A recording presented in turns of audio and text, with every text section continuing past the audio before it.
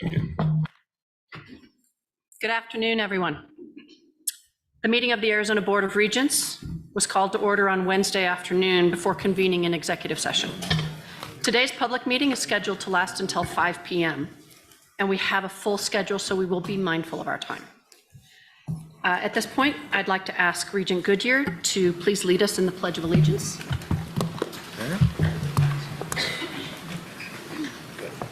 I pledge allegiance to the flag of the United States of America and to the republic for which it stands, one nation, under God, indivisible, with liberty and justice for all. Thank you. So I'd actually like to start today's meeting with some really excellent news. As we all know, the Arizona Teachers Academy is an extremely important and very popular program at our universities, and it provides scholarship in exchange for teaching service for students who want to become teachers in Arizona. So popular is the program, in fact, that we have students on wait lists who want to participate in the academy and receive that outstanding scholarship. Arizona's young students need great teachers in the classrooms, and the academy is a significant pathway to produce more quality teachers for our children's classrooms. The program continues to grow, and demand has exceeded available funding. For the past several years, we've been working closely with the governor's office to secure necessary funding for the ATA.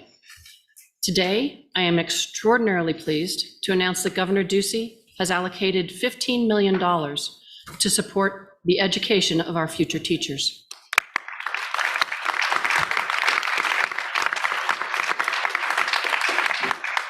With this additional funding investment, we will be able to add more students off the wait list to participate in the academy. So Governor Ducey, on behalf of the Arizona Board of Regents, our universities, and our students who are hopeful to become teachers, thank you for this important investment.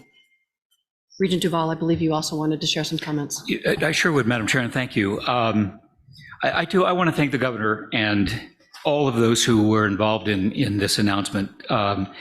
And to the governor, my thanks for 4 years of funding leadership on this issue. As everybody knows, this is a bit personal to me. I proposed this idea in our 2014 debate in Tucson, and in his gracious way, he called me afterwards and he said, "That's a great idea, and after I beat you, I think I'll use it." And he has. And there is nothing partisan about the teacher shortage. It is a serious challenge for the state of Arizona. This is a effective, serious response to the shortage that is now working its way towards the scale that we need. Would not have happened but for his sustained commitment and energy, and now 4 years of sustained funding to make it happen. We have more work to do. We're not done, but an interruption in this funding would have been really a serious blow to the progress we've made, and I'm grateful to him and celebratory that we are now really starting to achieve the kind of scale that we need to address this shortage, and I think it's a terrific statement of both bipartisanship, leadership, and graciousness that we've done this in such a collaborative way, and I'm grateful to him. Thank you. Regent Penley? Thank you very much, Regent Manson. I just join our chair and our vice chair, our chair-elect, in really thanking Governor Ducey for what he's done. To all the teachers in the state who've thought about getting a master's degree in some specialized area like math or science or other areas, I just encourage you to do so and encourage you to take advantage of these funds. We need teachers who have specialized capability to teach in dual enrollment courses, which matters so much to encourage our high school students that they have hope to not only do well in college, but to achieve college success while still in high school. So teachers, I hope you'll take advantage of this. I hope we'll have a lot more of you who are capable of teaching in our dual enrollment program across the state. Thank you, Chair Manson. Thank you, Regent Penley. So I'm not quite sure how we follow up that message, but I do have a few more announcements. I'd like to welcome Regent Caitlin Reese to her first full board meeting. I believe she is joining us remotely, but we wanted to let her know that we are pleased that she's with us. I'd also like to recognize the new faculty representative, Professor Penny Dolan from ASU. Thank you for joining us today, Penny. There are a few more days for students to apply to the 2023 Regents Cup tournament, which will be held February 24-25 at the University of Arizona this year.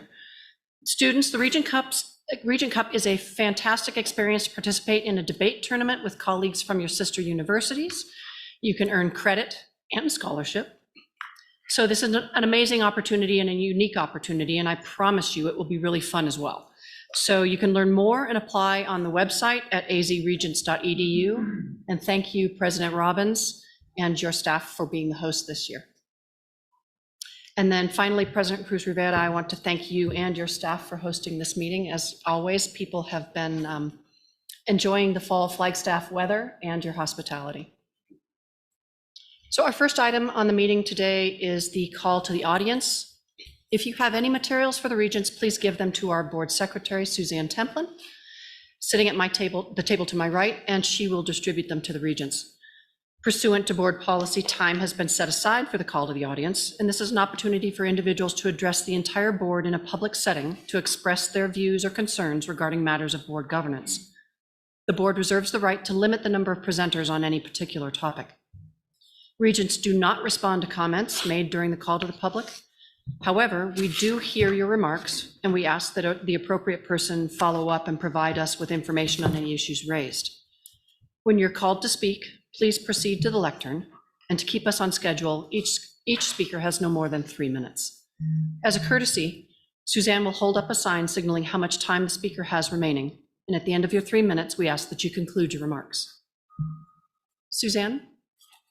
We have 5 speakers today. Our first speaker is Rebecca Sager, followed by Patrick Robles.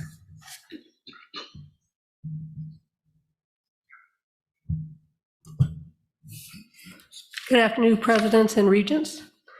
My name is Rebecca Seeger, and I am the current president of the NAU Graduate Student Government. First, I want to acknowledge the effort and great work that has gone into proposed revisions to Chapter 4 of the ABOR policies. I believe much of these revisions are on point. In agreement with my undergraduate counterpart, SNAU President Brendan Traxel, I do, however, have 2 concerns. The first involves the university president consultation requirements with respect to tuition setting. Previously, consultation with the elected student governments was required when tuition and fees were being set. The proposal replaces elected student governments with simply student consultation without defining what that is. The mission of the NAU graduate student government is to advocate for and represent all graduate students of NAU wherever they attend school. We continuously reach out to our constituents to identify issues and to ensure they have relevant information about NAU policies and procedures that affect them. From my perspective, replacing student government consultation with student consultation impairs our ability to meet our mission and may prevent graduate students, especially those not on the Flagstaff Mountain campus, from having a voice through their elected representatives. The second concern involves the maximum tuition and fees for non-resident and international students. Currently on the Flagstaff Mountain campus, non-resident tuition is just under 2.4 times that of resident tuition.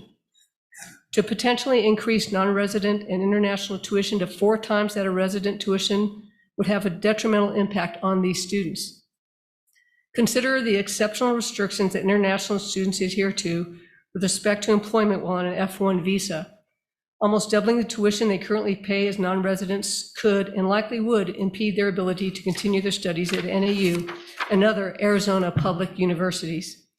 If raising the maximum tuition for non-resident and international students is the only viable economic prospect, I respectfully would ask that either 2.5 or 3 times as the absolute maximum be considered in lieu of 4 times the rate of resident tuition.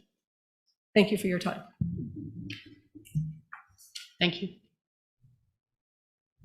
Patrick Robles, followed by Brendan Traxel.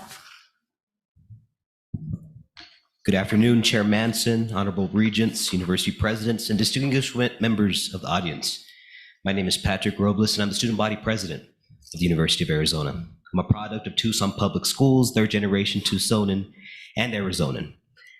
I find myself concerned about the proposed revisions to the tuition and fees setting process, student governments play a crucial role in engaging the student body, understanding the needs, and advocating for our diverse populations. If we are left out of crucial conversations around tuition costs and what those fees entail, I worry about the critical perspectives that our diverse student bodies have, and that not bringing value to these crucial conversations around tuition costs.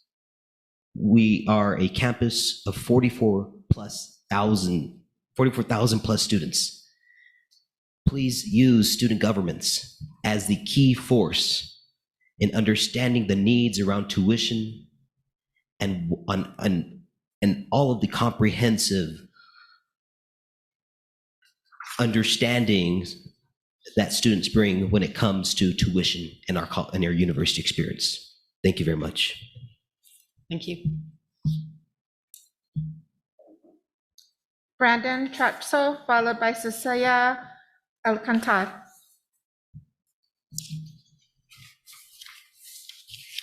Good afternoon, Regents. My name is Brendan Traxel, and I'm proud to represent the undergraduate students at Northern Arizona University as student body president with the Associated Students. Thank you for allowing me to speak today. I'm here today for the proposed changes to the tuition and fee setting process. There's a lot to be excited about in this proposal. Predictable tuition is a game changer for students and will allow them to better plan for the financing of their education. That being said, there are definitely some improvements ASNU would like to see within this proposal. In the proposal's current state, out-of-state and international student tuition are set to be capped at 4 times the maximum undergraduate rate. Comparing current published out-of-state tuition rates and multiplying the current resident rates by 4, this would open the door to out-of-state tuition increases of 33% at the University of Arizona, 47% at ASU, and 66% at NAU. To enable even the potential for these increases is wrong, and I encourage the regents to bring it down to 3 times. A 3 times cap would still allow for double-digit increases at 2 of the 3 universities using the same above numbers, and will protect future out-of-state students from tens of thousands of dollars in increased tuition. Additionally, I have noticed that there has been a proposed change to the requirement for student government consultation. Currently, universities are required to show proof of consultation with their student governments. This makes sense, as consulting with student government is consulting with the student body as a whole. Under this proposal, that is completely scrapped for a vague consultation of students in general. To that I ask, which students? Student government leaders are elected to represent the entirety of the student body. It makes no sense to replace the voice of the students with the voices of a few individuals. I ask the regents, do not cut out those who are the most invested. My team works hard every day to improve the lives of students, and it is incredibly upsetting to see this proposal cut us out. I hope the regents will strongly consider increased tuition protections for out-of-state students and will allow student governments to keep doing what they do best. Thank you. Thank you. Cecilia Alcantar, followed by Florian Schneider.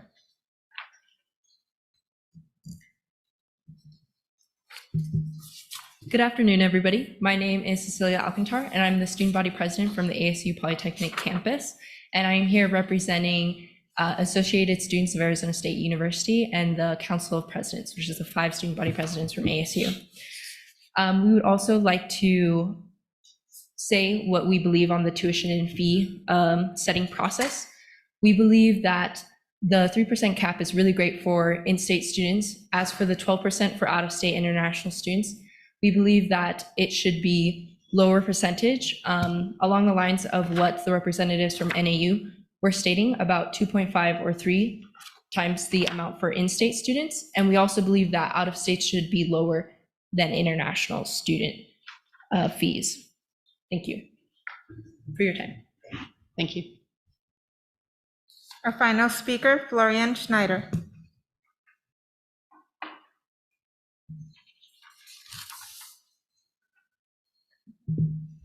Good afternoon, everyone. Thank you for having us. I'm Florian A. Schneider. I'm the Graduate Professional Student Association President at Arizona State University, part of the Council of Presidents.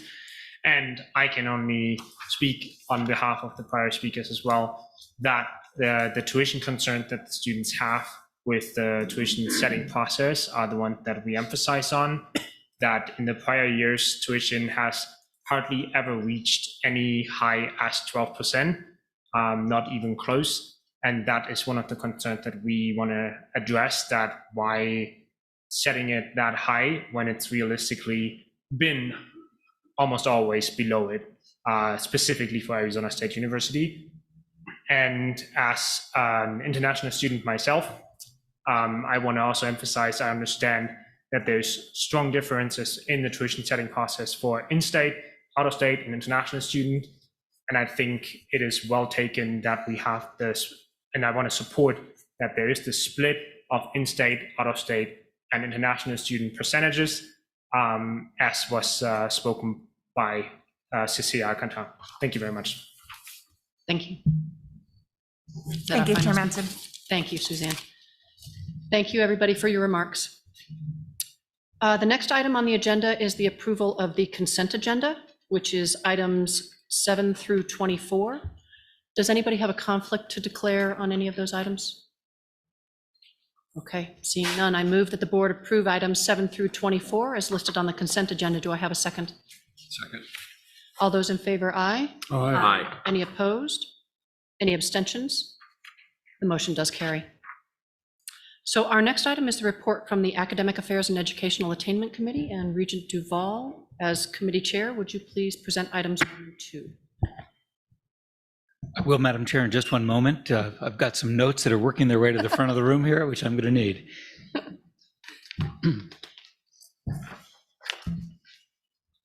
Last minute update, breaking news. CNN. Thank you, Chair. We have one item today from the Academic Affairs and Educational Attainment Committee. The board is reviewing a new policy on first reading and adopting the policy for immediate implementation. Before we take up this item, I would like to give the committee a report on the September 15th Academic Affairs and Educational Attainment Committee meeting. Excuse me, the committee approved forwarding 2 new program requests to the board. One was a BS degree in politics and media for Northern Arizona University, and the other was for an AA in professional studies for Arizona State University. The committee discussed some of the benefits and risks of allowing Arizona's universities to award associate's degrees. The committee approved ASU's request in part because ASU's specific degree is designed to improve attainment by allowing more pathways for students to earn an associate's degree as a stepping stone towards a bachelor's degree.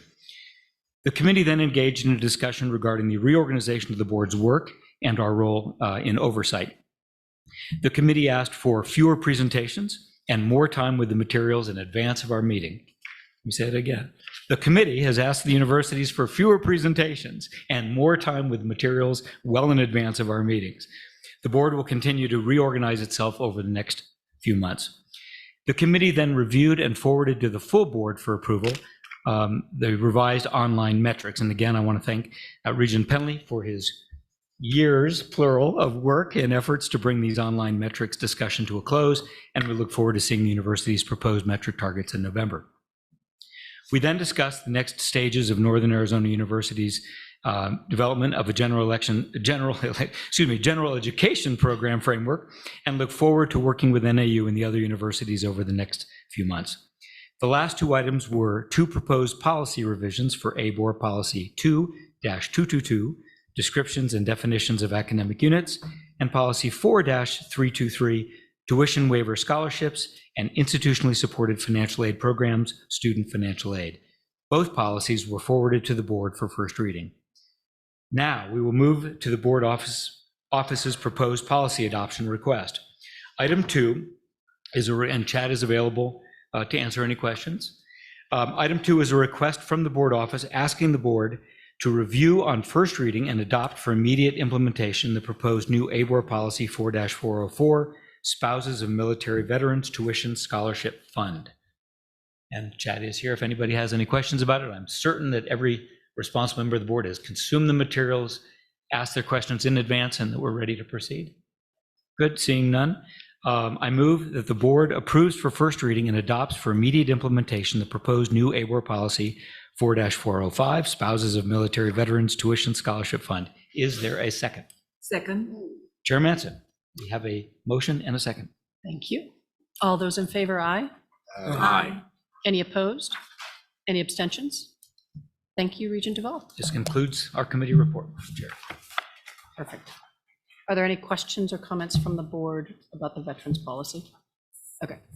The next item now is the report on the Finance, Capital, and Resources Committee. And as committee chair, Regent Pacheco will introduce items 3 and 4. Thank you, Chair Manson. The Finance, Capital, and Resources Committee agenda includes items 3 and 4, as well as items 15 through 23, which were approved on the consent agenda earlier today. For item number 3, I will give a report on the Finance, Capital, and Resources Committee meeting that was held on September 15th. At this meeting, the committee discussed the following 9 items, which were already voted on as part of today's consent agenda. The CIPs and ACPs. Each university submitted their Capital Improvement Plan, or CIP, and Annual Capital Plan, or ACP. Reviewing these CIPs and ACPs gave the committee the opportunity to see a 5-year forecast of major capital projects for each university. Leases. The committee reviewed 2 leases, one of which has not been included on this agenda. The committee reviewed a master lease amendment between the University of Arizona and Campus Research Corporation at the Bridges. The committee also reviewed a sublease between NAU and Kind Hospitality in Mesa. The NAU sublease has been tabled until additional follow-up is conducted. This lease may come up at a future meeting. Policy. The committee on the first read reviewed an amendment to the commercial in nature definition in the board policy to clarify that governmental entities are not included in the commercial lease policy, which is the original intent of the policy. Teachers Academy. The fiscal year 2023 Teachers Academy budget was reviewed by the committee. Consent agenda. As part of the consent agenda, the committee reviewed 2 additional construction projects that were also included in ASU's ACP and also the ASU Novus annual report. The committee also reviewed and discussed proposed revisions to the tuition setting policies. This item is next on the agenda. This concludes the report of the Finance, Capital, and Resources Committee. Are there any questions? Chair Manson, this information was, this item was for information only. And item 4, the first reading of proposed revisions to tuition setting policies. For item number 4, the board office asks the board to review on first reading the proposed revisions to the board policies in Chapter 4 related to the tuition setting process. John Arnold from ABOR will present this item. Thank you, Madam Chair. Thank you, Regent Pacheco.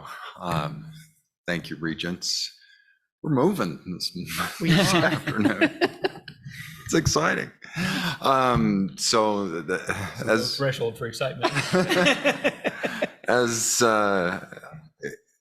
we discussed at the committee meeting, this is a major overhaul of the way we set tuition for our state, for our universities. We heard a lot of feedback from student governments. We are reaching out to the student governments specifically to meet with them offline and get some more direct feedback about their thoughts on the proposed changes. We want to make sure we're listening to those groups.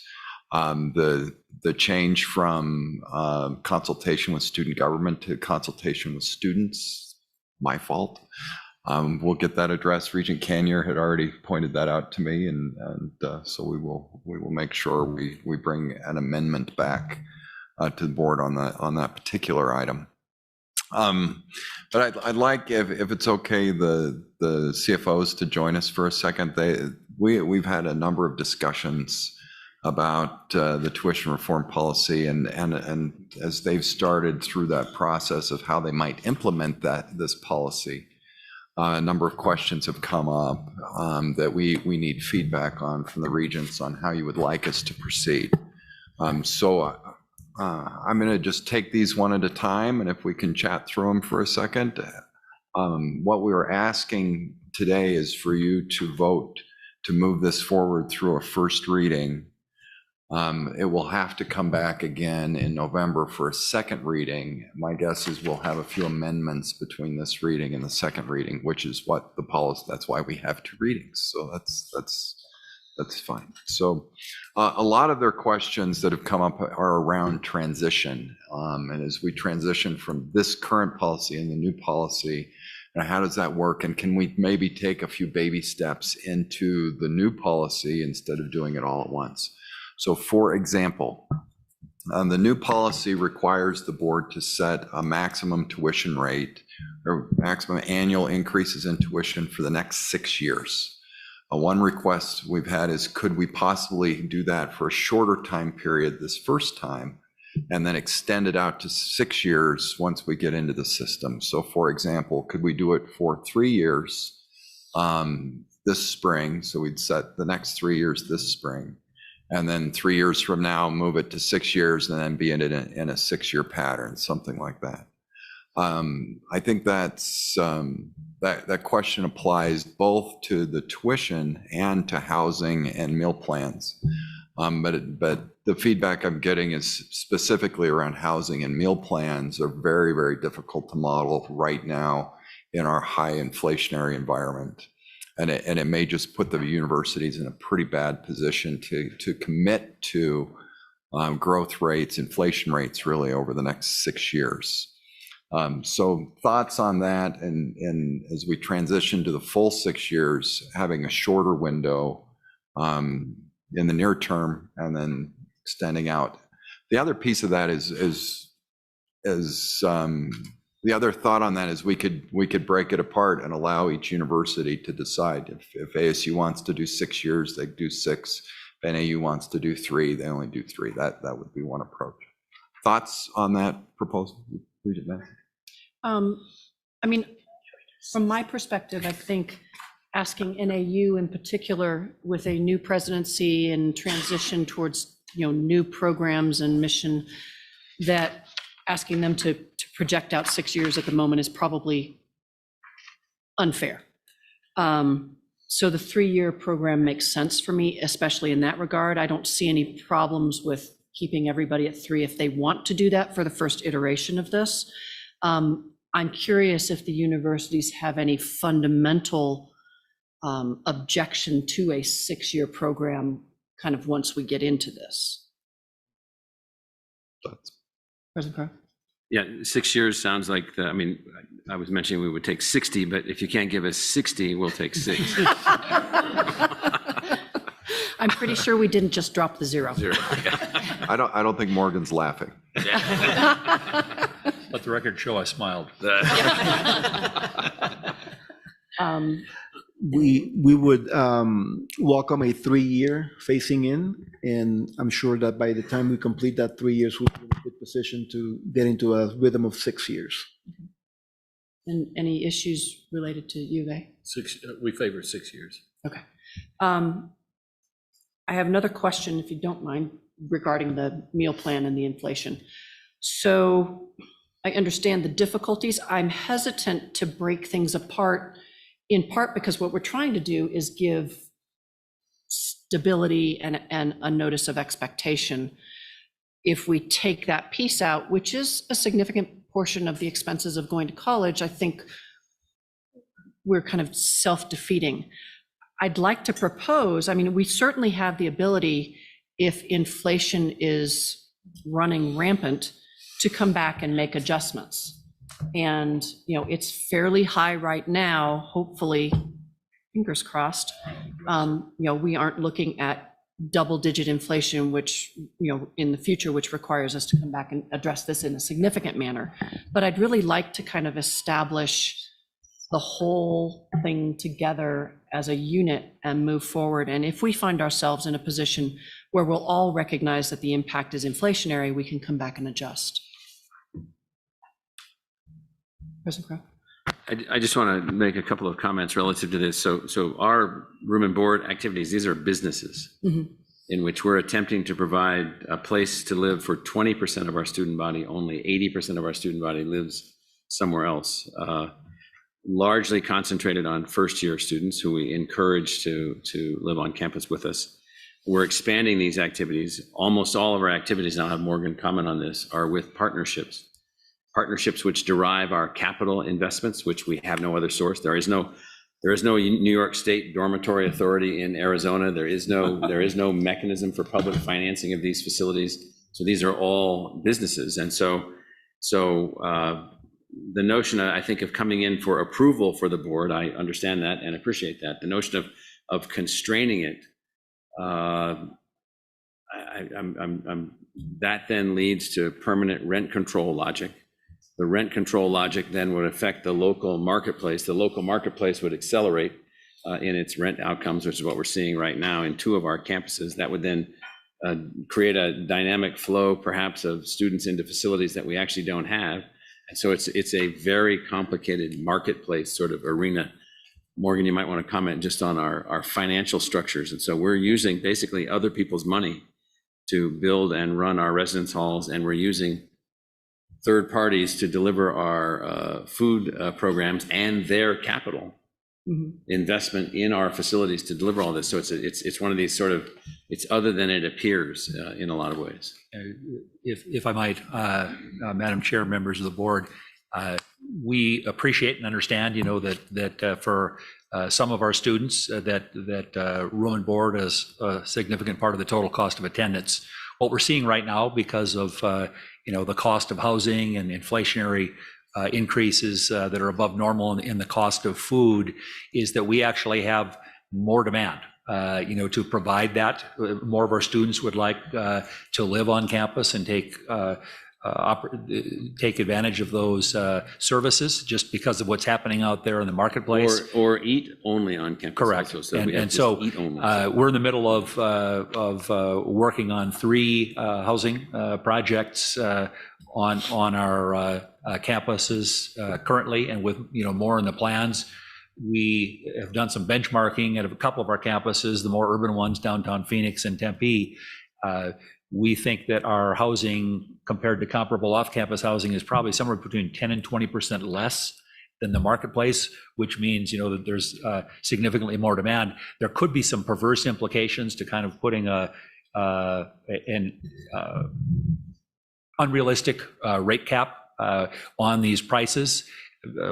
We basically would not have the resources, nor would our partners have the willingness with their capital to invest in increasing capacity. So it's a balancing mechanism, and that's sort of what we're trying to do here. We would like to keep our costs of attendance as affordable as we possibly can, but if we are not able to provide the living and learning environments that our students are demanding, then we're sort of in the position of potentially failing as well. And so that's sort of what we're wrestling with a little bit. Just here. two other comments which go into the mix. So all of these services fall under the category of our budget model called auxiliary enterprises.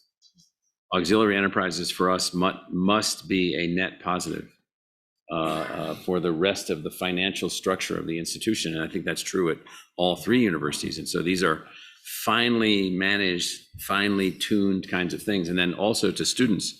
So we do offer scholarships for room and board.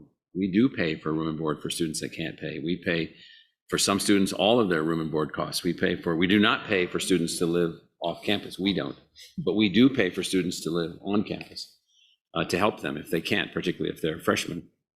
And so all these things, put into the mix reduces the financial management flexibility of the institution.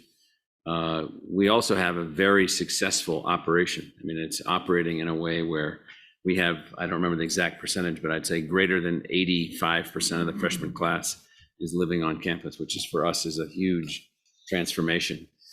And that includes those that can't afford it. So we're not trying to drive the prices up. We're trying to be able to manage each of the connections here that are going on relative to these facilities. And so it's a very market complex, very institutionally, financially complex thing for us.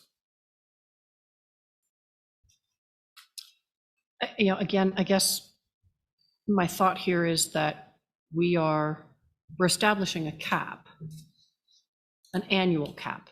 And so if you are concerned that, and we haven't determined what that cap is. I mean, certainly that would be a number that would come back from the university. So if you were to come back with a number that is high, I would expect to have a justification for why you want the cap to be that high. And I would expect that if you didn't need to, increase the amount to the max cap on an annual basis, that you would not.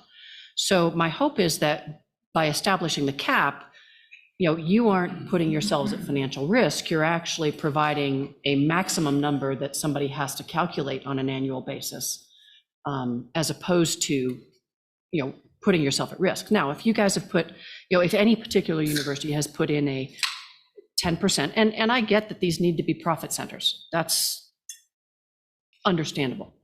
But if, let's just arbitrarily say that we put in a 10% cap per year, and it turns out that inflation goes to 15% next year, then we come back and we have a very obvious conversation, I think.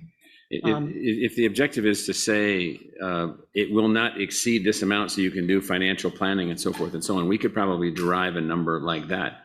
It wouldn't necessarily be a small number but it would be a number in which a person could plan around that, and it's highly likely that it would be less than that. Correct. Yes. And so, I mean, so it's different than the kind of tuition. how I have viewed, that's kind of how I have viewed this piece of it.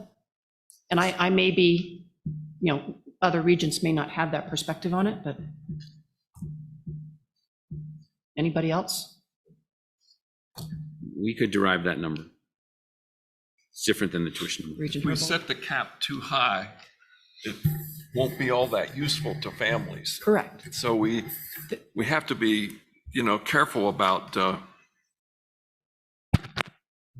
how we set that, so that we're putting the appropriate pressure on the system, but they can negotiate underneath it. The thing that has surprised me, frankly, is the reasonableness of the presidents in dealing with tuition. In the industrial world, that's not always the case. People are going for more and more money all the time. But so I think we have the right spirit here, but let's not make that cap too high either, because we want to challenge ourselves to do well. And I mean, I agree with you. I think that the approach that all three of our presidents have used is we'll do as little as we can to make ourselves successful. There's nobody out there price gouging, in any field that I can see within the university. So I'll just make one other comment. We have to acquire capital from another market than we normally operate in. That is, we acquire capital for all of our residence hall activities from basically third-party partners. Those third-party partners are now, they live in another planet and in another world than we live in. And so we also have to then be able to deliver the level of quality that we want in these facilities. So yes, I can build you a stick 4-story fire trap residence hall that's something that we couldn't live with. So we can't live with that. And so that's why I say it's just a complicated thing. So and then believe it or not, again, because we have very little capital budgeting like other universities. So we even make our food service purveyor pay for the capitalization of our dining halls, which is built into the structures themselves. And so it just means that, that's a lot of complexity to operate in under a cap. Regent Duval. So this strikes me, this is an exercise in balancing predictability and sufficiency. And, I'm going to repeat what I said at Academic Affairs, but I do want to pursue this, and I want to, since we're a little bit ahead of schedule, want to have a discussion that includes the presidents on this topic. The piece we don't control is our state investment. And so as we use tools to constrain revenue from other sources, that becomes a variable that adds more risk to our sufficiency requirements. And so I'd like the board to consider tethering this new tuition policy to our partners' level of engagement. And specifically, for the sake of discussion, would like to propose 2 amendments to the approach. Amendment number 1, in any year, and these numbers we can discuss, but conceptually, in any year that the legislature increases state financial aid by 100 million or more, we will cap tuition. There will be no tuition increase. The state will have picked up the difference. Conversely, in any year that the legislature reduces state funding, the cap is lifted and the universities should be able to price to sufficiency. If we can get predictability, that's what we should drive to, but we need the tools for sufficiency. And I believe that that our moving in this direction is the right step, but doing it in the absence of being able to have any control over that third question, which can be a very volatile number, is an exercise in risk management. And I would like to find tools to move us so that that relationship is predictable as well. Or you are liberated to price to the necessity that sufficiency requires.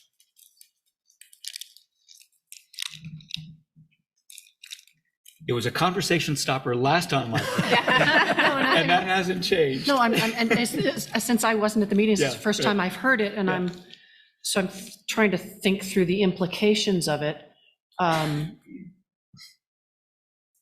I think that, Larry, go ahead.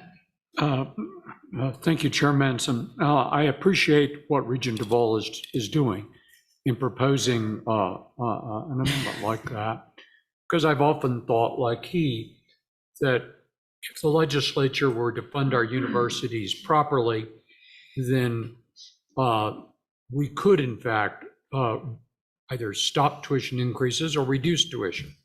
The concern I guess I would have is exactly how that $100 million is constructed by the legislature, because it can be provided in ways that actually free up funds at the university to be used in certain ways, or it can be provided in ways that increase costs of the universities. So it strikes me that we would have to thoughtfully look at the amendment in terms of the nature of the amount of money and how it's provided by the legislature before I think, as one regent, I'd be willing to endorse it. Despite my philosophical basis, which is the same as yours, Regent Duvall, that where the legislature provides that kind of funding, we have an obligation to limit or reduce the cost to tuition to students and their families. But I don't want to look at how it's done. Thank you, Madam Chair. Just a response to the amendment, which we can discuss, was state financial aid, student financial aid, promise. Oh. That's specifically what we're driving towards, because that's the same bucket. So again, fungible numbers, but in a year, 100 million or more increase in state financial aid or promise, cap tuition. But in turn, any cut, release the cap. Any cut of any amount. Yep. And flat remains capped. Chair Manson. Regent Brewster. Regent DeVault, would that also, as you're specific to state funding, there are times where federal funding comes into play.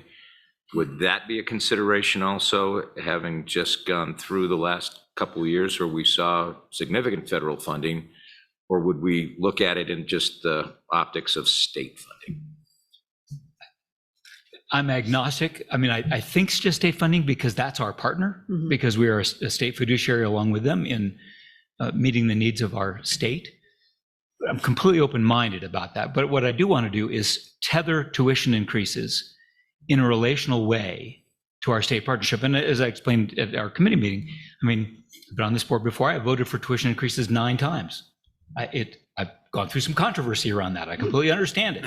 Voted last year because last year was a record year of both federal and state funding. Correct. And I was trying to establish the basic principle that we can release the accelerator on tuition increases on years when we get help from someplace else, from our partner. But conversely, we cannot allow ourselves, it wouldn't be responsible, to walk away from the ability to price to market when we do not have that help and when we lack the sufficiency we need to succeed. I mean, I like the concept. President Crow? I think that there is merit to the concept so long as there's a recognition on the part of the regents that at the same time, one way or another, we have to find more money to run the institution. So the fact that this is tied to the financial aid structure, I don't know that the $100 million number is large enough or small enough or whatever. It's probably too small, but there would be ways in which one could incentivize the emergence of the Arizona Promise Program by tying a formulaic adjustment to any tuition requests that we would make under the policy based on those additional investments for financial aid. But in doing that, then we are not going to be able to relieve ourselves of our own financial aid expenditures. And so there may be a way that we could model this out where it works in the direction that you're talking about. So there probably is a formula that we could derive that would work, that could incentivize some hypothetical individuals in the legislature to be so inclined. I'm guessing that Morgan now has a new assignment. If I could just add one quick thought, as I understand the concept, it would be to recognize the partnership between the state and state investment to support public higher education, and what this board and the institutions are doing to help themselves and to help students by keeping access high and affordability as high as possible. And I think President Crow's point is a good one. You just want to do it in a way to make sure that there is actually an incremental increase that's necessary to provide high quality education in the number of students that we have. And if you tie it to state student financial aid, there are scenarios where you might not get a single dollar more for running the institutions. And so for what it's worth, my own opinion is that it's a very interesting idea. We just have to make sure that we have a good structure that is both accountable and provides resources to run the institutions. Yes, understood. Right, there's a three-part problem. So I was looking at some numbers yesterday. Penn State has now gone into a death match with the Pennsylvania legislature over investment. And so they're really struggling at their just under $20,000 in-state tuition to get their per student investment from the state back up to $9,200. Which is 3 times ours. So 4 times ours. And so our number is under $3,000. Their number that they're pursuing is over $9,000. They already have $8,000 more in in-state tuition than we do. And so they're looking at their total revenue per student from those two sources exceeds their costs. Our revenue per student is dramatically below our costs. And so these are just the worlds that we live in. And so I think there's a way to formularize all of this, and I think that it would add to the merit of the overall model.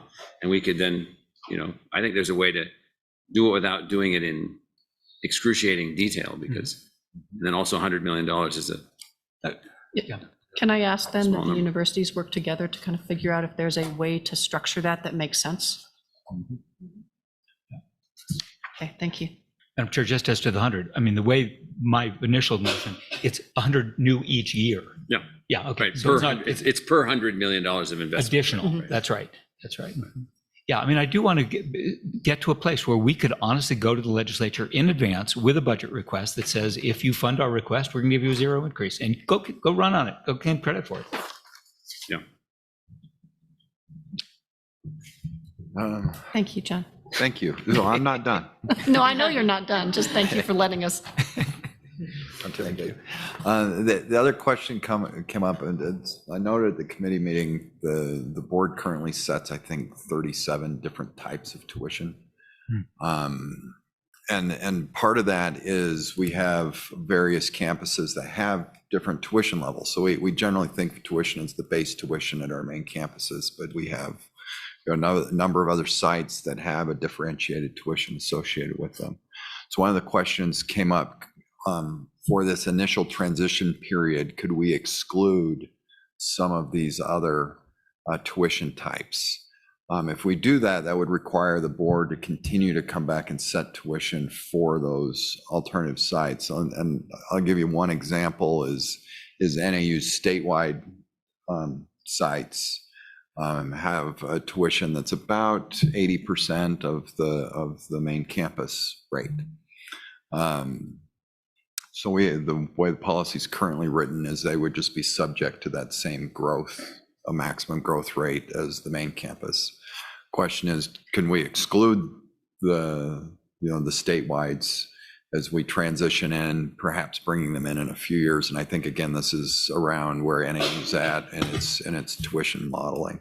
And I don't know, President Cruz Rivera, if you have any thoughts. So as we are building the new NAU, we are having to reconcile the differences in policies that govern our various campuses, including in the area of tuition, to our new way of thinking of our university more as a system that is meeting the needs of the state.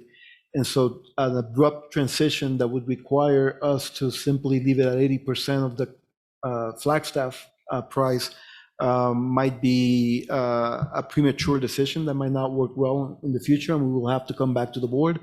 And alternatively, going from 80% to 100% overnight could also create some challenges. So I think this goes to the previous question about whether we should move towards a 6-year policy or perhaps phase in, and hence why NAU would prefer the 3 years. But I would ask our CFO, Bjorn Flugstad, if he has any other comments. Thank you, Regents and Presidents. I think President Cruz Rivera has articulated that very well, especially for NAU as we think about our price and positioning. We've made some changes here with the Access to Excellence program, and we are, as President Cruz Rivera had mentioned, really looking at what that NAU system is going to be looking like. That does involve pricing at our statewide sites. And this policy, as John noted, would lock in that differential in that, say, 80% range going forward, if both of them were to be locked in at, let's just say, 3% increases each year. And we would like to have that ability to review what that is, especially here over this upcoming year. I think that's not an unreasonable request for the same reason I stated before. Okay. Okay. Just a couple more. We're almost done. The other question that came up is about unused capacity. So if the maximum increase, the way the policy is currently written is if the maximum increase is 3% per se, and the university president only uses 2.5% of that 3%, what happens to that excess 0.5%? The way the policy is written right now is it just goes away, and the next year increase is based on the published price that the president gives. The question has come up is, could the universities bank that excess 0.5% and roll it over to the next year? So then that would give them capacity to increase 3.5% the next year. That's never been our thought. I mean, ever. It's you take what you get each year. There's no banking. Okay. Any other comments on that? No, yeah, I think the banking complicates the ability to calculate what your number is. Okay. For the public. And then just a note, the policy requires the elimination of all class fees and the establishment of college fees. It's basically the ASU model that NAU's moved to already. So this is really about UA moving towards that model. The University of Arizona's current tuition guarantee plan includes fees. So they cannot levy a college level fee on their existing class. So we were going to have to build in some transition language specific to the University of Arizona as they work through that process, which will take them 4 years to get all the way through that process because their current students who are living under that guarantee. So just want to note that. So our plan from here, and Jenny has been texting me violently that we do not vote on first read. So there's no, she's texting you too? No, I just know. So there's no vote today. So what we'll do is bring back the language to the next Academic Affairs Committee, if that's all right, Mr. Chair, with a handful of policy changes. One, flexibility to allow the universities to do 3 years instead of 6. Flexibility to exclude certain sites from the plan. Some language around that tethers this proposal to legislative appropriations, and then some transition language for UA and whatever else we need to come up with. John, can I ask one quick question? Sure. So when you're talking about the 3 versus 6, are you going to give each university the ability to choose whether they do a 3 or a 6? Or is it going to be 3 for everybody moving to a 6? How is? So what I was proposing is flexibility to allow them either 3 or 6. And the initial iteration would probably do it for both tuition and housing meal. So for example, ASU could do 6 years in housing and 3 years for meal if they want to, is what I would. So they're separate. Yeah, we would build that flexibility into the policy, and then they can address it when they want. They can choose how to do it. And I think just for this first iteration with the thought that would go away eventually. Thank you, Chair Manson. My only concern, John, is it begins to sound complex, which I mean, part of the whole idea here, and if I look at what ASU has done under President Crow's leadership, the proposal of no more than a 3% increase over a really long period of time. While you knew there could be increases, you knew they were going to be constrained, and constrained fairly dramatically. And to me, that level of long-term predictability was really desirable. So as we consider changes that have to be made to this policy, as we move through these readings, I would just look toward how do we simplify this as much as possible, which surprised me too in what you said about, well, you can choose 3 or 6. I'd like 6 or 10. I'd like the longer period of time, not a shorter period of time. And that's what I kept hearing from ASU over the years I've been on this board. And I very much like that, unless I'm, President Crow, you can say I misrecalled No, what we did. we did 10 already and lived up to our pledge. And you We lived pledged up to another pledge. 10, and now this policy would eliminate our pledge. Right. The only other comment, Well, I mean, it would narrow it to a more formal legal thing. Right. Yes, right. So longer is better, less variations, in my view, that's better. Okay. And while I think Regent Herbold is correct, you can't set maxima that are too high, or you reduce predictability for families. You can't set them too low, or you introduce a kind of wage and price controls. And some of us can still remember the Nixon administration's wage and price controls, which is a bad commentary on our age. But remembering that reminds me of how bad wage and price controls really were.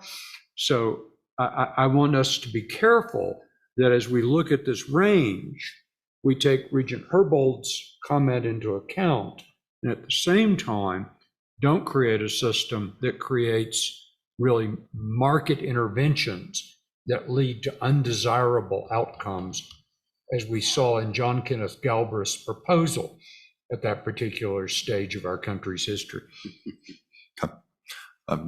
Duly noted, and we'll simplify that original proposal down. And lest I forget, we will also include a proposal, a change to add student governments back into the consultation process. Perfect, thank you. All right. Is there any other comments or questions? Rachel? Regent Kanye? Thank you, Chair Manson. Just another note kind of on what Regent Penley was saying. I think also as a board, it's our responsibility to consider the marketing, the communication to the public of Arizona families and students of what this change means, because I would really hate to see this excellent change take place, something that is put in place to help students have more reliability and have more stability in tuition, and have it be misconstrued into something that it's not and have it hurt attainment goals. So I would definitely just make note of that, to consider how this is presented in a way that is kind of following that first point of reducing public confusion. We don't want to increase that, and we want to make sure that Arizona families are understanding the goal of this. Thank you. And that reminds me of an additional question, and this is very back to the basics. I don't recall how we came to the 6-year or 3-year number. Is there a reason we don't do 4? What's the magic around 3 and 6? So iterations of this, we started at 4 years, and then went to 10, and then after consultation with the presidents, moved back to 6. And that's where the 6-year thing landed. And the beauty of 6 years is we end up voting on tuition once every 4 years. I know that's confusing, but that's just the way it works in a 6-year model, which means regents will vote on tuition twice during the course of their term. And I think that's a pretty natural connection. The 3 years just came up today as a transition point, and whether it's 2, 3, 4, you know, and I think this is really more NAU centric. Correct.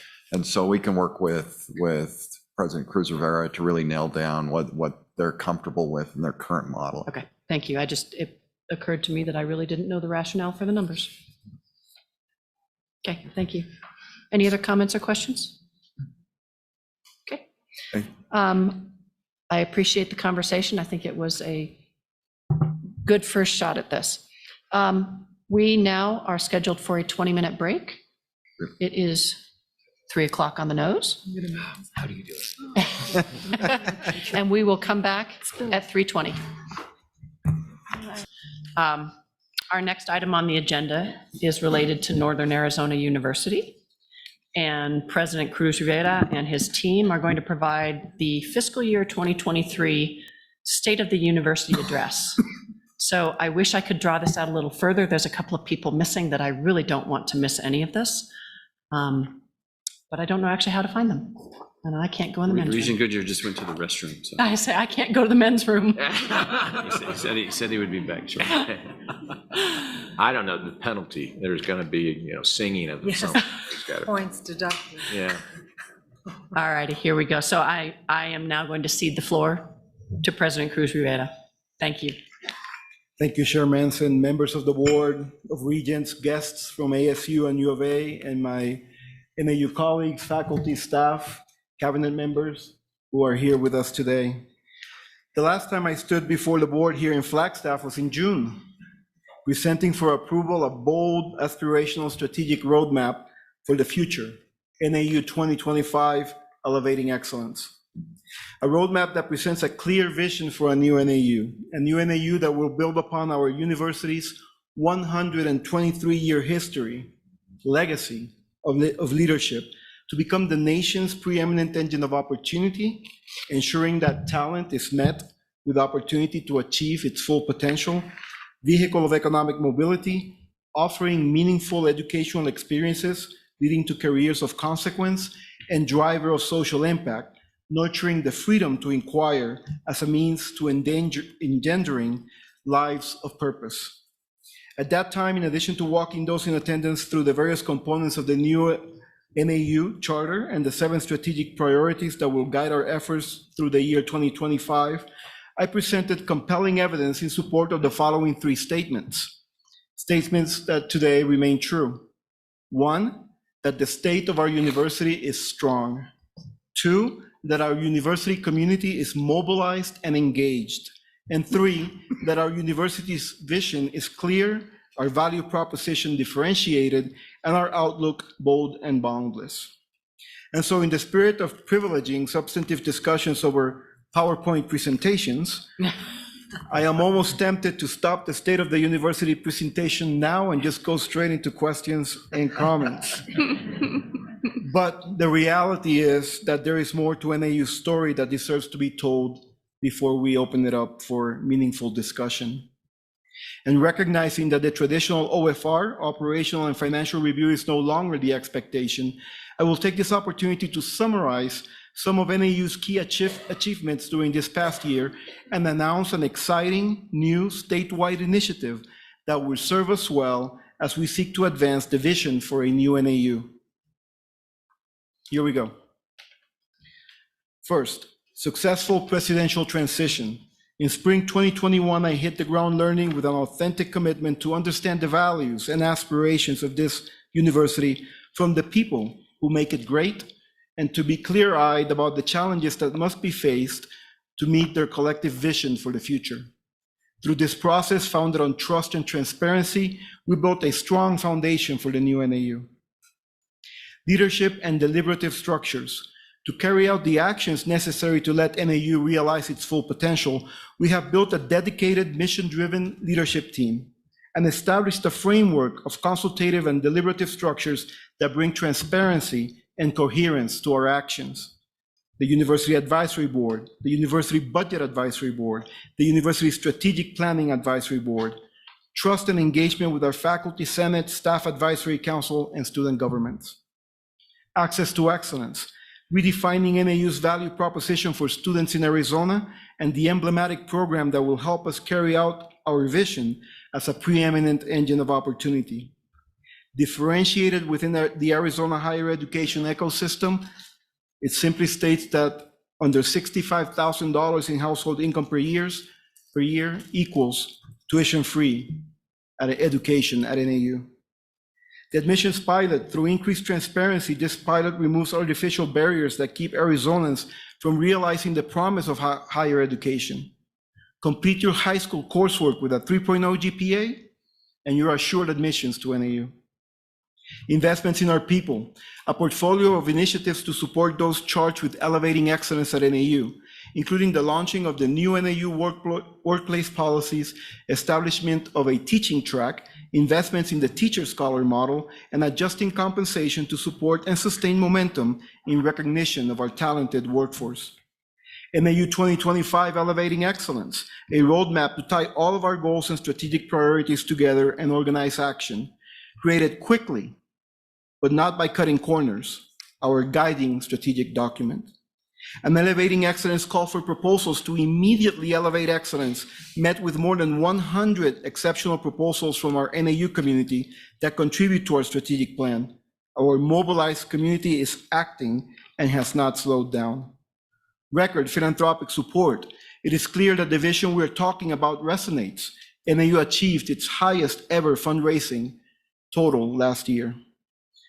Unprecedented support from ABOR and the NAU Foundation, underlining that our university is unique and a worthy investment that will broaden participation, improve completion rates, and power transformative post-college outcomes.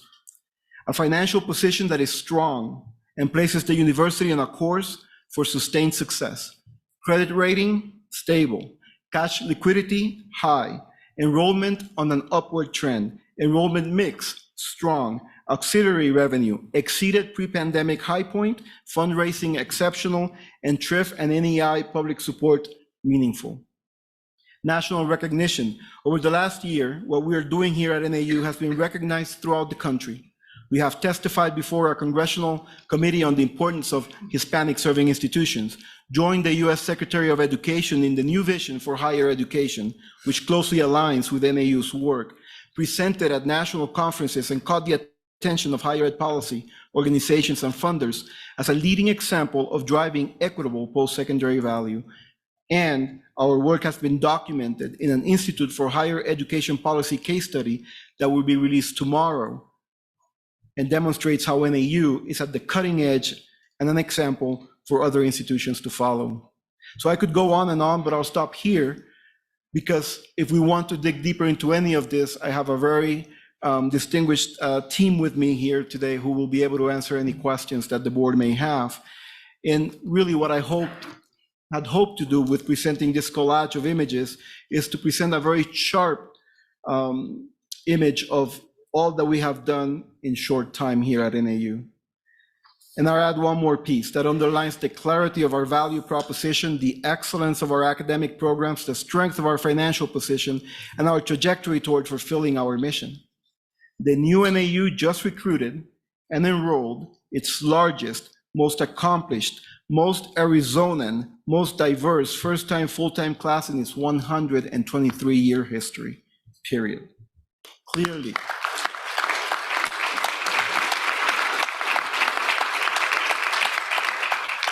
Clearly, students and families see the value of NAU, of the new NAU.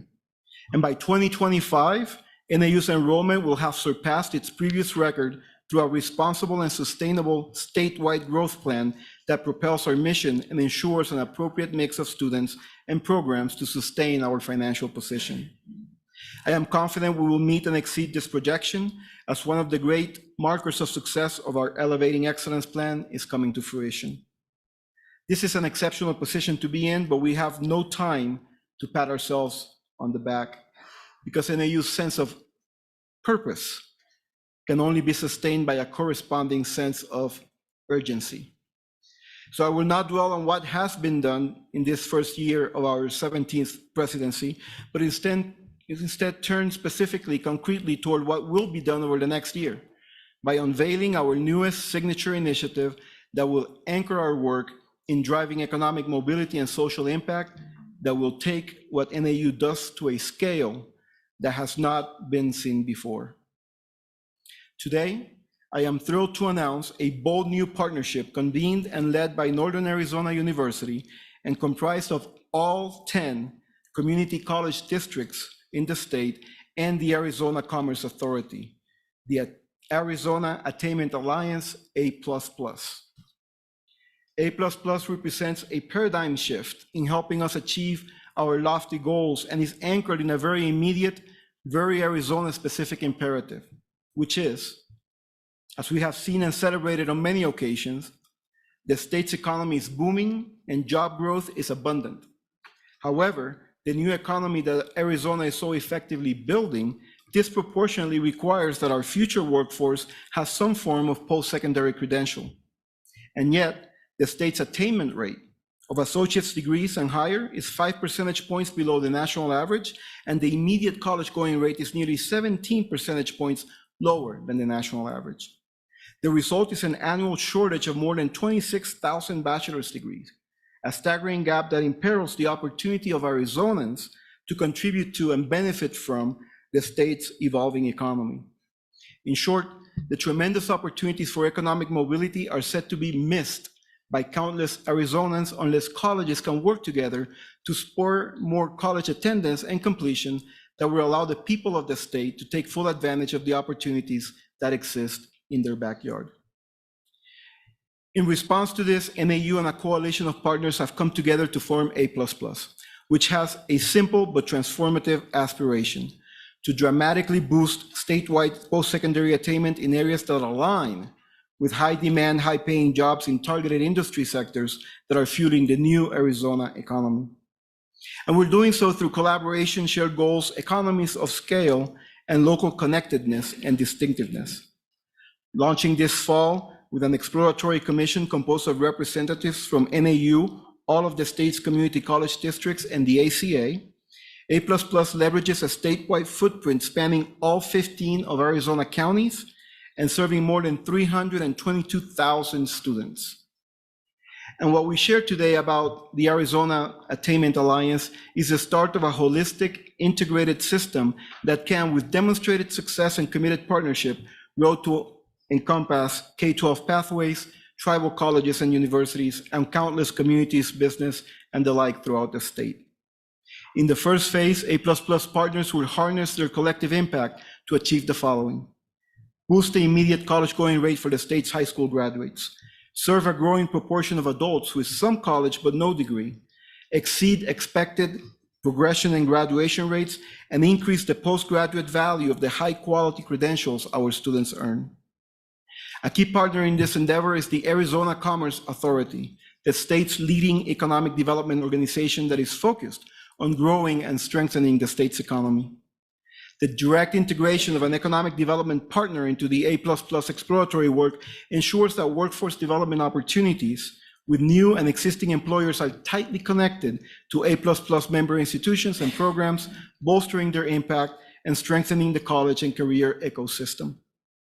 Over the next year, our alliance will develop a roadmap of actions that will serve as a springboard to significant gains in post-secondary attainment and workforce outcomes in keeping with the state's Achieve 60 Arizona goal set by Governor Ducey. Together, representatives from NAU and the state's community college districts will explore opportunities across the following dimensions, among others: cross-institutional approaches to strategic enrollment management and degree conferrals that maximize access and attainment, strategies to strengthen the K-12 to higher education pipelines such as dual credit and pre-acceptance programs, high quality, seamless, career-driven academic pathways that could be made available through A++ in multiple modalities, starting at the certificate level and continuing through associate, bachelor, and graduate advanced credential levels. Cross-institutional shared services and technologies that provide seamless, high-quality student success, career advancement, and transfer pathway services. The opportunity A++ represents has resonated across the state with college leaders and business organizations who see an opportunity to cultivate talent and facilitate opportunity right here in Arizona. We will be releasing more information through a press release later this afternoon, and I am very proud to say that we have significant support in quotes from all of our community college presidents and chancellors, the president and CEO of the Arizona Commerce Authority, the president and CEO of the Helios Foundation, the president of the Greater Phoenix Leadership Group, as well as the president of the Arizona Chamber of Commerce. In addition, the launch of A++ has garnered national attention from higher education leaders, particularly those from systems focused on upward mobility, as an innovation to watch in changing the landscape of attainment and modeling the possibilities for scale, impact, quality, and value in a statewide educational ecosystem. And to this end, we have quotes of support for our work from the Undersecretary of Education, the President of the American Council on Education, and the President and CEO of the American Association of State Colleges and Universities. By bringing together cross-sector partners with district identities and value propositions based on shared interest, complementary strengths, and a desire to better serve Arizonans, A++ represents a cutting-edge approach to redesigning higher education with an emphasis on economic mobility and post-secondary value.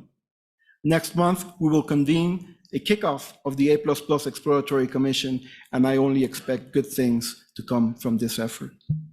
Leading the charge at NAU is our new Vice President for Economic Mobility and Social Impact, Dr. Jonathan Gagliardi. Jonathan, can you please stand? I want to use this opportunity to formally introduce Jonathan to the board. He brings a significant portfolio of experience in higher ed that includes time at the State University of New York, where he led efforts to expand a system-wide degree completion agenda, the National Association of System Heads, where he co-founded Taking Student Success to Scale, and the City University of New York, where he spearheaded system-wide strategic planning and comprehensive efforts to drive upward mobility and opportunities for students. We're very privileged to have Jonathan with us, and under his facilitation, A++ members will immediately dive into the pressing challenges that we are facing here in Arizona over the next year, creating a federated ecosystem of educational partners that will secure quick wins on attainment and will demonstrate the value of coming together to better serve the needs of the people of Arizona. In recent months, as our strategic plan has come into focus and through its approval with the board, the question has been asked: how will you operationalize this aspirational document? A++ offers an answer. It touches upon all dimensions of the NAU 2025 Elevating Excellence Plan. Further and importantly, it is a thoughtful, purposeful effort that will meet our goals as an institution, serve our state, and at the same time strengthen our financial position, ensuring that we can continue to deliver excellence to generations of students to come. In the context of NAU 2025 Elevating Excellence, I want to point out how this crucial endeavor touches on all of our strategic priorities.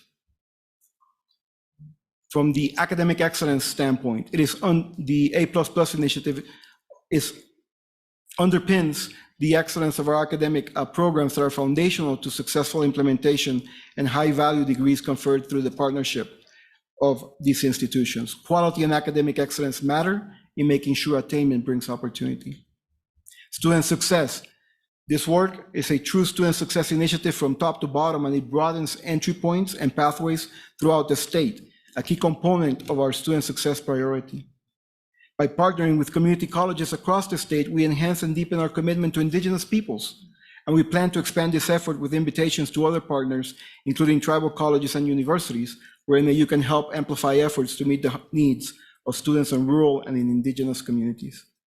Our research and teacher scholars will have more avenues to collaborate, partner, and advance their work with as core of scholarly excellence in Flagstaff. Our faculty and staff will be crucial to this endeavor, and our investments in them will ensure the talent needed to implement A++ is secured.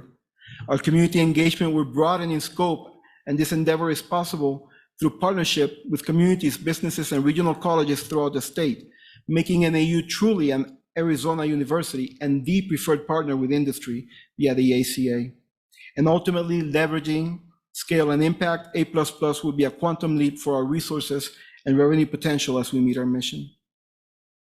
I am excited and energized by the work ahead. We have a great team, we have great partners, and we have the support of this board that has entrusted NAU to double down on its access mission to carry out this bold, crucial, timely, and timeless mission. In closing, I want to restate my confidence in our community's ability to advance its vision of a new NAU, one that is recognized as the nation's preeminent engine of opportunity, vehicle of economic mobility, driver of social impact, by delivering equitable post-secondary value to the people of Arizona and beyond. In addition to the track record we have amassed in the first year of our 17th presidency and the discussion we will have here today, I look forward to sharing the basis for my confidence in NAU during tomorrow's presidential installation ceremony. Thank you.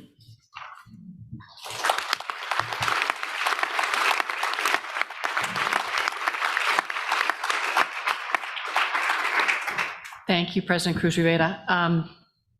I don't know about anybody else, but I'm sitting here a little bit in stunned silence as my list of what you did over the last 12 months continued, 1, 2, 3. I got up to 12 before I lost track of what you were saying. You mentioned that you really weren't going to take time to pat yourselves on the back, and I think that that's probably not appropriate. I think you should take a moment to pat yourselves on the back for the level of activity and the depth of change that you have brought to this campus in the last 12 months. I can't thank you enough for what you have done here and the team that you have accumulated and that you have dedicated to doing this work. It is extraordinary. And frankly, the movement forward with the A++ is exactly what we would have hoped NAU would move towards. I don't know that any of us would have expected that announcement to come in this kind of time frame. So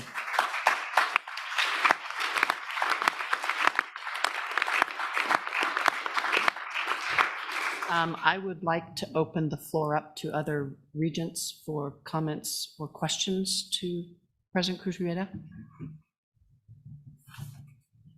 Sure. I'll add my 2 cents, Madam Chair. Thank you. Mr. President, congratulations. Thank you. Certainly ditto with everything the chairwoman just said. This is a pace that is extraordinary to behold and to applaud, and can only imagine what can be accomplished in the 10 years ahead that you will be here. But look, I think where you're moving checks the boxes that we hoped would be checked. Number one, it is a differentiated mission.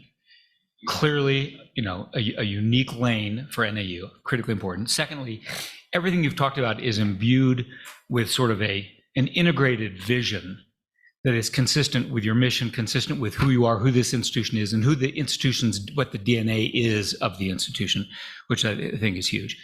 And the fact that you have sort of pioneered and architected this design, but done so in a way that also, so far, so good, looks to be a balance sheet strategy as well that offers the potential for long-term sustainable success is as important as anything else. So this is exciting. We're couldn't be more pleased, both with the lack of PowerPoint and with the vision. So thank you. We did have one very beautiful slide. Yeah. I hope everybody saw that one. Yeah. Anytime you have the peaks, you can get away with that. Any comments or questions from regents? Regent Brewster? Chair Manson, I would echo on so many of the things academically that you've done, but I would also say the impact to the Flagstaff community, to Northern Arizona, I think it's a great bellwether going forward to some of the other communities that now Northern Arizona University is investing in. And I speak of Yuma, certainly the cities with the our campuses that you've just now aligned with. I think what you're bringing forward, again, is further than higher education. It's community touch, community outreach, and certainly community support. And I think in 1 year, you've done an immensely good job in connecting here in Flagstaff. Regent Penley? Thank you very much, Chair Manson. Dr. Cruz Rivera, I really applaud what you and your team have accomplished. I know that we need the kind of leadership that you have brought to Northern Arizona University, and I look forward to seeing these programs implemented and the success that will come from them. I'm assuming from what you've said about the finances, and I'm pleased to see that, and I'm going to look at Bjorn back there to your right, that we're going to see the expenditures per student, what we usually call education and general fund per student, increase. Is that fair to expect, Bjorn? Good, because I think that means that you really are focusing on students and the quality of the student experience to see the change in that ratio between funds expended per student. The other piece of this, and again, I think this is to be done, and I don't see your provost, although I know she's there somewhere. There she is. Left. Over on my left, yes. That we're going to see training, rewards, and recognition of faculty, teaching faculty in ways that really emphasize this. Is that fair, President Cruz Rivera? Very, very fair. Okay. And finally, I detect in the things that you've said something that I know that is so important to families and parents and to students themselves who are quite pragmatic about what they want and where they choose to go to college, that in terms of career development, in terms of career pathways, that there will be some changes there as well that will help students to use their college careers as a means to enter the workforce more realistic and better prepared when they enter that workforce, which I know will make businesses happy.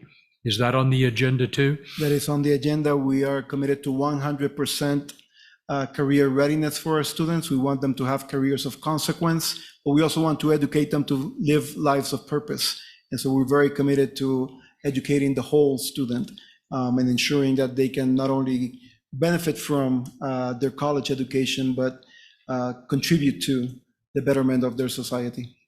Superb. Thank you. Thank you, Chair Manson. Thank you. Regent Mata? Thank you, Chair Manson. Felicitaciones. I am very impressed for what you have done in 12 months, but also including the business community. And that is very important because we as businesses are always lacking of the workforce. And that's something that is critical in the great resignation industry that we are now facing. And puedo decir que estoy muy orgullosa de todo el trabajo que ha hecho. I'm sorry, I think that I can express better in Spanish than I do in English. So congratulations for all the hard work and seeing this, because I was in the middle.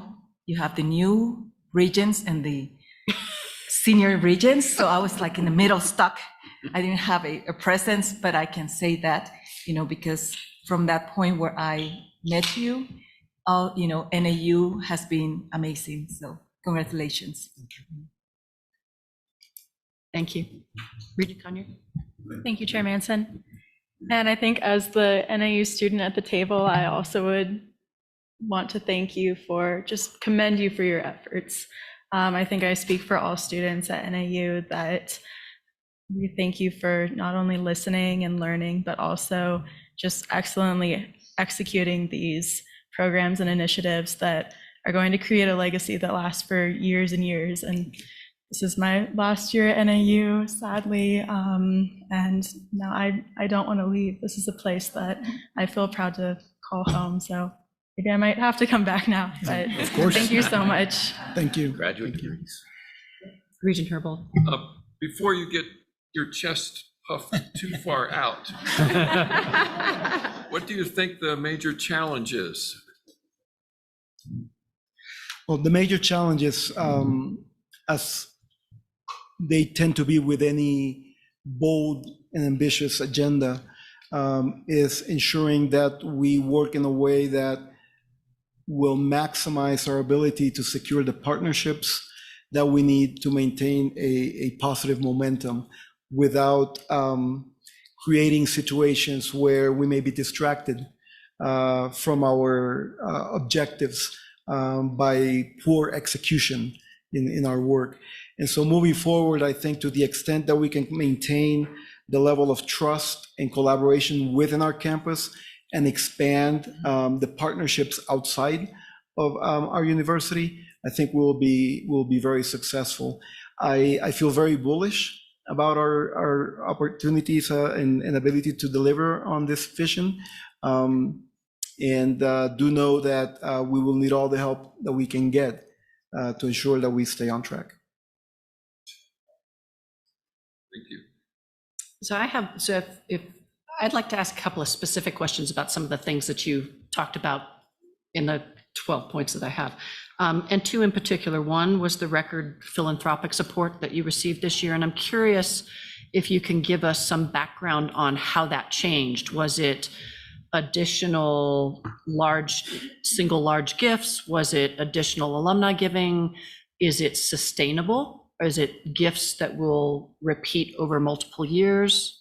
I don't know whether that's a you question or a Bjorn question or a who question. So I can give a high level response. We do have Christy Farley with us, I believe, who could provide more details. Okay.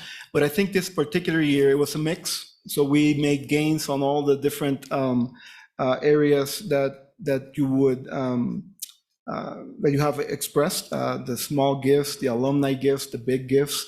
I think that a particularly important subtext of this is the new vision. And we heard this over and over again, the new enthusiasm about the direction that NAU is headed in. And as we look towards the future, we can only expect that will not only be sustainable, but will be enhanced. And I say this because this last year, when we reached this historic high in philanthropic giving, we did so under a lot of transition, not only at the presidential level, but also within our advancement and foundation structures. In fact, that's why Christy Farley, who you all know more of as our SVP for Public Affairs, is also wearing the hat of advancement, Vice President of Advancement and Chief Executive of the foundation. But Christy? Thank you, President Cruz Rivera and members of the Regents. Christy Farley, Senior VP of External Affairs and Engagement, and currently serving as the interim CEO of the NAU Foundation. Yes, we did have a record year for our fundraising, and I credit, as President Cruz Rivera said, certainly the vision that was laid out and our philanthropic donors who have supported that vision, as well as the dedication of the team who has advanced that work. I would add that we have a couple key gifts. So the naming of the Kitt School of Music, certainly a large gift and something to be recognized.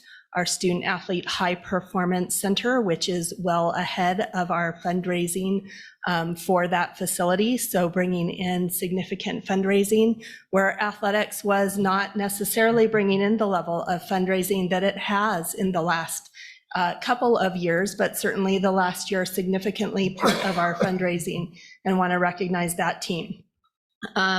We have several new fundraisers on our team.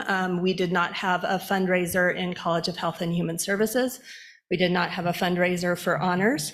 We did not have a fundraiser in our College of Education. We did not have a fundraiser in Suffens.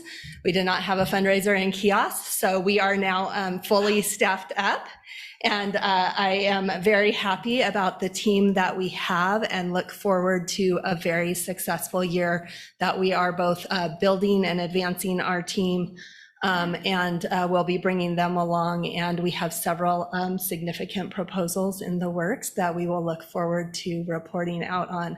We have a good start on this year, and we'll be happy to bring more information forward as we move along. Perfect. Thank you. Any other questions from the board on that topic? Okay. I'm going to ask my second question then, which is completely the other side of the equation, which is the enrollment numbers. You said that, NAU experienced flat to declining enrollment in the last few years. And I know that when we started talking about enrollment for this year, that there was some level of hope that we would not be as down as we anticipated to be. I think that story has turned around significantly, if I'm not incorrect. And I'd love to hear a little bit more in detail about what the enrollment looks like for fall, not only in new first-time, full-time, but in retention persistence numbers. Sure. And just the makeup of that class. And I believe our Vice President for Enrollment Management, Annika Olson, is here. She can provide some more details. I will say that generally speaking, we not only have the largest first-time, full-time class in our history, but we also increased retention rate for all dimensions. We are a little lower this year on part-time students, but on every other dimension, we increase our retention rates. So we're definitely trending in the right direction. We are down overall because we're still trying to catch up with the roll-through. So as we build the pipeline again with this large freshman class and continue to retain our students, we believe that no later than 2025, we will be at our historic high. Madam Chair and Regents, thank you. I think you about covered it there. We have launched our process for our new strategic enrollment plan, including elevating excellence, partners from across campus, many of who are in the room, as well as with A++, those three things coming together. I think we will see a turning around and rebuilding of enrollment. I don't want to be overly optimistic. I'll say 2025. We're hoping sooner though. Any other specifics you would like? So I'm curious about said it was the most accomplished diverse class. Can you talk a little bit about what that means? What's the most accomplished? Sure. We brought in our new first year class with the highest core GPA that we've seen. So that was as in terms of accomplishments, not to mention all of their out of classroom accomplishments, as well as our number of students of color was up as well, 41%. Laura Jones. And when you talk about largest enrollment ever, I want to make sure that we're talking in a statewide perspective, that it's not necessarily all growth on the Flagstaff campus. Absolutely. When we're looking at ahead with our strategic enrollment plan and certainly our A++ program, we really are looking at building a broader statewide footprint in terms of enrollment alongside our community college partners that have signed on. So we are not looking solely on the Flagstaff campus to build that enrollment by any means. Okay, perfect. Thank you. Regent Mata. Can I add to your question? Thank you, Regent Chair Manson. So for the online classes, the enrollment, how is that, added to that big picture? Yeah, our online enrollment has stagnated a bit under our current and new leadership and new programs. I think there's so many reasons to be excited about where we're headed in online under our provost and our associate provost there. We have stagnated a little bit. We made up some of that enrollment with our new first-time, full-time Arizona residents. And that's an area that we're going to continue to innovate in and work to grow alongside and in the A++ program as well. Thank you. Regent Penley. Thank you, Chair Manson. This is really a question to you, President Cruz Rivera, if I can switch gears unless there's another follow-up on enrollment. President Cruz Rivera, how do you intend to capitalize on, fortify, and promote NAU's areas of excellence? So we have started down the process of really identifying what the current areas of excellence are, both in terms of academic programs and research and scholarship. Clearly, our university's prioritization of allied health in our new economy initiative programs demonstrate that that is one area that we really feel that we can not only expand access to more students in Arizona, but students that we know that will stay to serve the significant needs in that area in the state. So everything from nursing to physician's assistants, occupational therapists, mental health professionals, et cetera. That's one area. Of course, we have a long tradition in education, so we will continue to advance our work there. We're creating innovative programs in business in collaboration with industry partners like Dignity Health, where we have a new MBA, accelerated MBA program that's focused on the healthcare industry. We have significant work in our STEM fields as well that is being invested in to elevate it so that more students can gain access to those fields. In terms of research, we made a big step in identifying those distinctive areas of excellence earlier last year when we identified the areas we will be supporting through our TRIF investments. And so we're clearly going to continue to expand in those areas, as well as being mindful of emerging areas of excellence that may need some support moving forward. So in this year, as we advance the work on the academic front and the workforce development front with the A++ initiative, and we engage with our university community even more broadly in terms of our research and creative activities, we will be outlining a new messaging or marketing agenda that will allow us to let the people of the state of Arizona know exactly what it is that we are focusing on and why it is so important for the state to be active collaborators with us on that. Good. Yeah, thank you, Madam Chair. Mr. President, I want to roll back the clock a second and lead to a question about, I don't know how many, 15 years ago when I was on the board first time. Rufus Glasper, the then Chancellor of Maricopa Community Colleges, and I won a Lumina grant, and which led to the start of what we called ArizonaTransfer.com. And the ambition of ArizonaTransfer.com was to move towards a seamless, or as seamless as possible, synergy between the four-year institutions and the two-year institutions. It also obviously provided thousands of students a lower cost pathway to their degree, which I think has been largely very successful, but it's not seamless. There are still barriers to entry. There are still bureaucratic challenges that they face. I'd like you to go deeper on A++, because it feels to me like it is the next iteration of that original idea of to move towards seamless integration and to take our product to students wherever we find them physically, geographically, economically. Would you amplify your thoughts as to what a build out might look like? I realize that you haven't yet had your first structural meeting, but what are the kinds of deliverables, outcomes that you think might be in the offing 3-4 years down the road? Thank you for the opportunity to say a little bit more about A++. So we're building out an administrative infrastructure at NAU to support this work.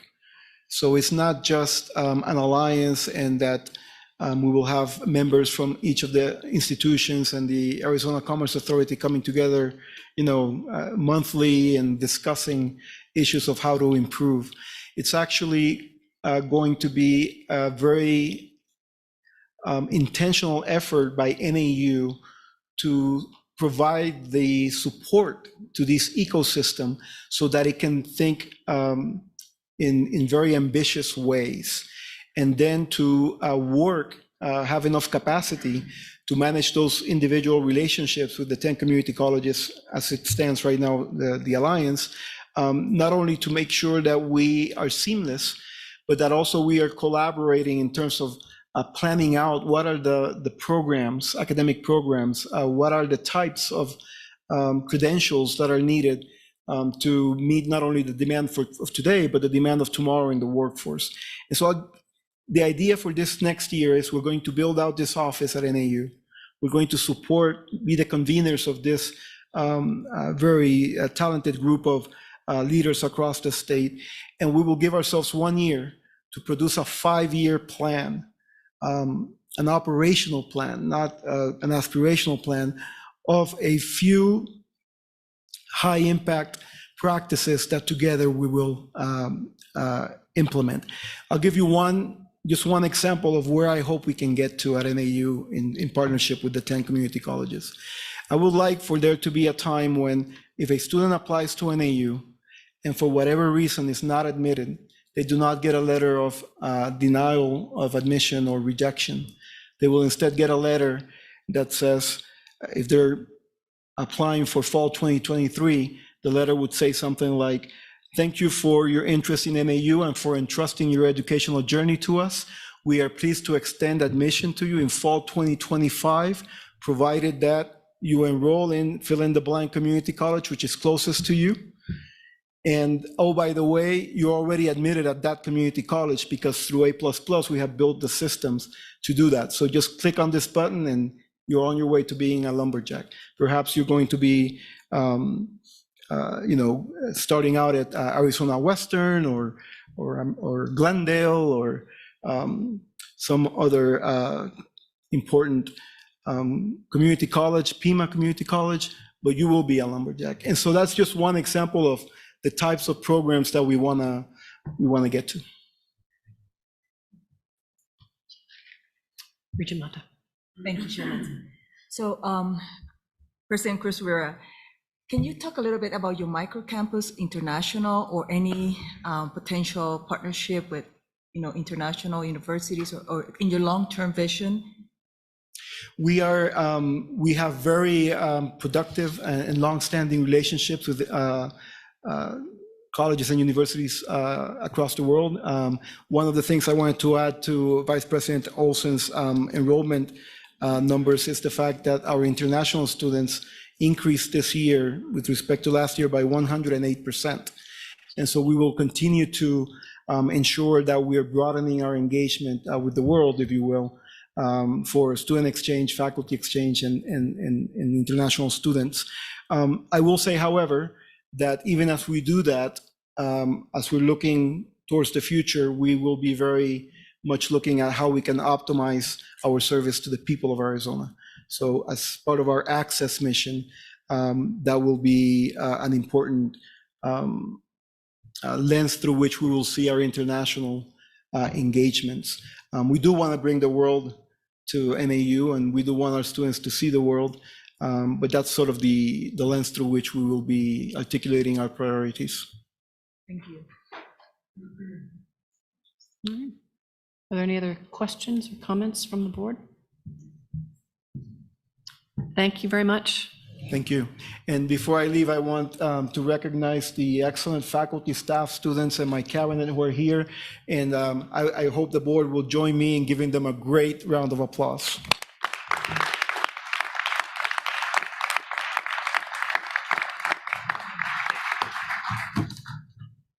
Well, I don't envy the student regents having to give their report following that.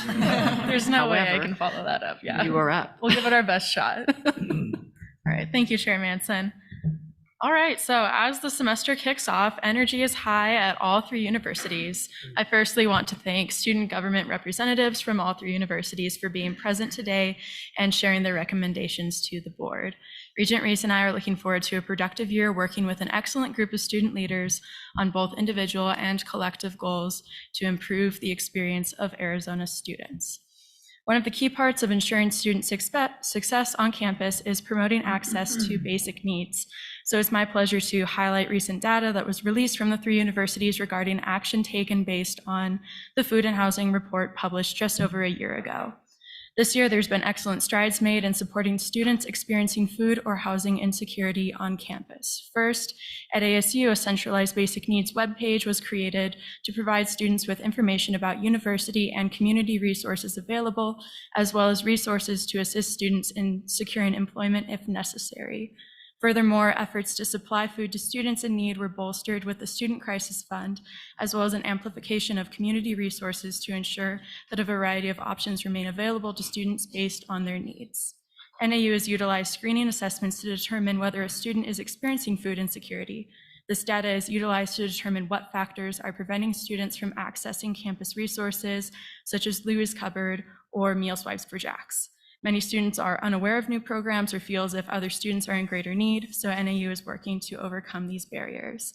In terms of housing, since 2020, over $500,000 has been distributed to the Lumberjack Emergency Assistance Fund to meet the most urgent needs of NAU students, and has partnered with the NAU Foundation to increase funding for future years. The University of Arizona has dedicated additional funds from the HSI program to support increased demand in services from the campus pantry, and the coordinator is now certified by DES to assist students in applying for SNAP benefits, which is a great development. Furthermore, the university is working to destigmatize the usage of campus resources and reframe them in a way that reaches the student population effectively while enhancing marketing messages to better reach the students who can benefit from these services. So as you can see, all 3 universities have really reached their unique student population in the way that is most effective. And they've also outlined future goals that continue to expand resources for students experiencing economic hardships. So it's really encouraging to see these developments, especially from a student perspective, looking to support student attainment and student support of increasing college attendance in the state of Arizona. So it's really great to see that progress, and we look forward to working with student government to continue to support these programs and develop new ones that support continued student success. And with that, since this is Regent Reese's first meeting, I would like to pass it off to her to highlight some of the things that she's looking forward to this next year. Thank you, Rachel. Good afternoon, everyone. I hope everyone is doing well. I'm sorry I can't be joining you in person this week due to illness, but I look forward to seeing you all in person very soon. As part of my student regent update today, I wanted to share a brief reflection of my first 3 months as a member of the board, and then conclude with a discussion of my goals and aspirations looking to the future. During my first months as student regent, I have certainly learned more about the 3 universities in the university system than I ever thought could be learned. And with every meeting, I become increasingly more excited about the material. I want to sincerely thank the universities and fellow board members for devoting time to share with me information regarding their roles and for imparting much appreciated wisdom. At this time, I continue to work earnestly to become more knowledgeable and confident so that I can be an asset to the board when sharing my own insights and perspective, as well as representing the students. Looking to the future, it is customary for student regents to devote special time to a project or area of interest. And while I have yet to nail down exactly what this will be for me, my initial aspirations have been positively modified based on the knowledge I have gained thus far.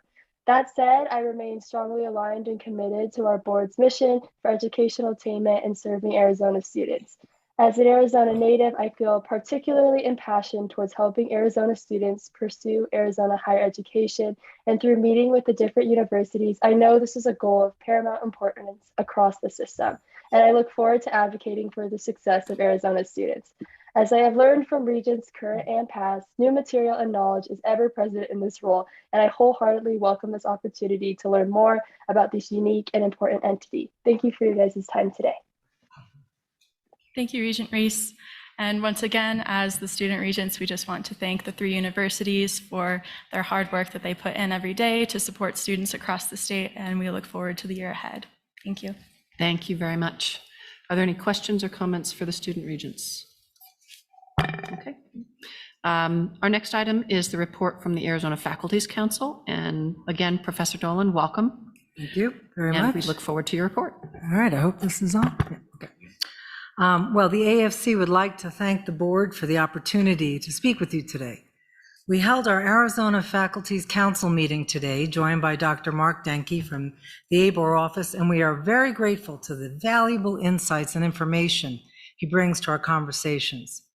As our universities return to on-campus delivery for in-person students, we wish to thank the board for all their support these past 2 very challenging years. The students are enthusiastic to be back, and many of the faculty are glad to be interacting in person with their students and colleagues again. The energy on campus is wonderful to feel. In reference to today's board agenda, Arizona Faculties Council members are very encouraged by the work of the board and board staff for their acknowledgement of the difference in metrics between online and in-person students. We appreciate the revision of the metrics being forwarded by the Academic Affairs and Educational Attainment Committee for approval by the board. We feel it's an important distinction to make, as the characteristics of the student population can vary depending if online or in person, and therefore measuring the pace of progression to completion was not an equivalent metric when used in comparison to in-person students. We also understand that the definition of what constitutes an online, hybrid, and in-person student is becoming more fluid. In addition, the 3 universities have varied approaches to their definitions of these populations and programs. We look forward to further clarification from the board and university leadership. As universities face enrollment challenges and the need to increase persistence and completion rates, and to meet the diverse educational needs of our students, we welcome the addition of the new AA degree at ASU in professional studies. Arizona universities have worked in partnership with community colleges for many years to support the needs of all Arizona students. The new 2-year degree proposal serves online and out-of-state students that might not have been reached previously by our community colleges, and that is commendable. We feel it will provide yet another avenue for students to obtain a degree and have the ability to consider going further with their studies when appropriate, but will have a completed degree in hand in a faster time frame. All 3 universities have among their faculty excellent educators who are not tenure eligible. Defining somebody by what they are not rather than what they are is inherently negative. We are very pleased that the Academic Affairs and Educational Attainment Committee has agreed with the universities regarding the importance of adding the teaching professor category with assistant, associate, and full ranks. In addition to those already listed in ABOR Policy 6-201, Conditions of Faculty Service. As stated in the board book, the teaching professor category recognizes the important role in which teaching faculty serve, underscores the central importance of the teaching mission at our institutions, and brings our universities in line with evolving national practices in professional nomenclature. We want to applaud the student regents for their engagement and commitment to basic needs of Arizona students through the Food Insecurity and Housing Work Group. All 3 universities are committed to improving student access to affordable food and housing. We appreciate the continuing support of the board in these matters and encourage the board to consider the expansion of these programs to meet the needs of students who are not on the main campuses of the universities. As concerned housing needs, we would all like to see more done to support student housing on our campuses, both at the undergraduate and graduate level. Apartment prices in areas surrounding our campuses have risen dramatically in the past few years and continue to do so.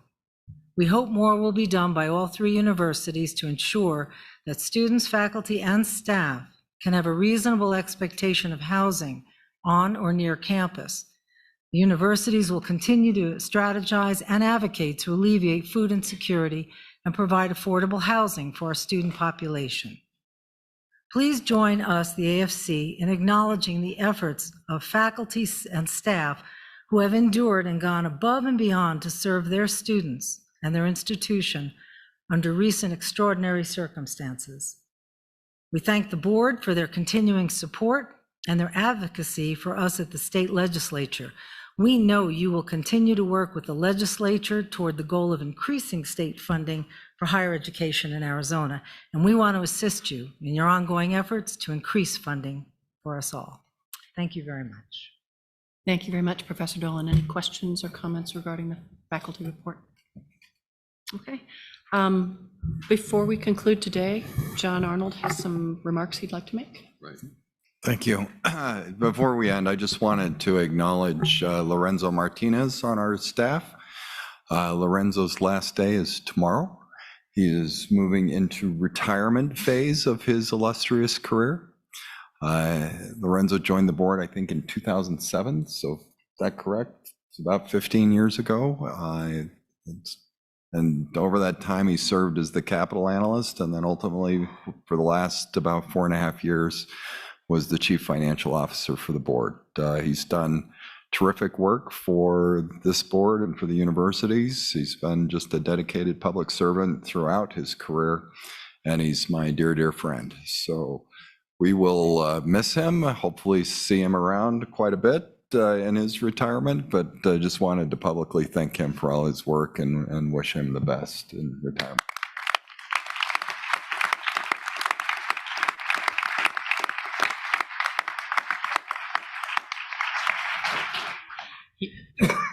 He declined to stand. He declined to stand. Yes, he did. The minute show. This concludes today's agenda, and I do have a few announcements before we adjourn.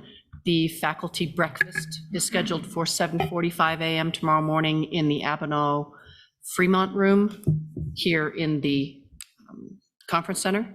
And You weren't going to change that to 6:30? I thought you were saying. you wouldn't be able to make your hike.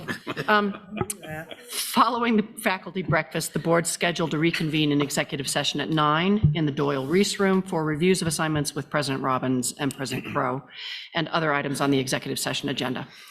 For those attending the installation of Dr. Jose Luis Cruz Rivera as the 17th president of Northern Arizona University, seating begins at 2 p.m. and the event starts at 3 in the Prochnow Auditorium. I'd like to thank President Cruz Rivera and his staff, Director Arnold, and the board staff for their work on this meeting. And thank you. The board is now in recess.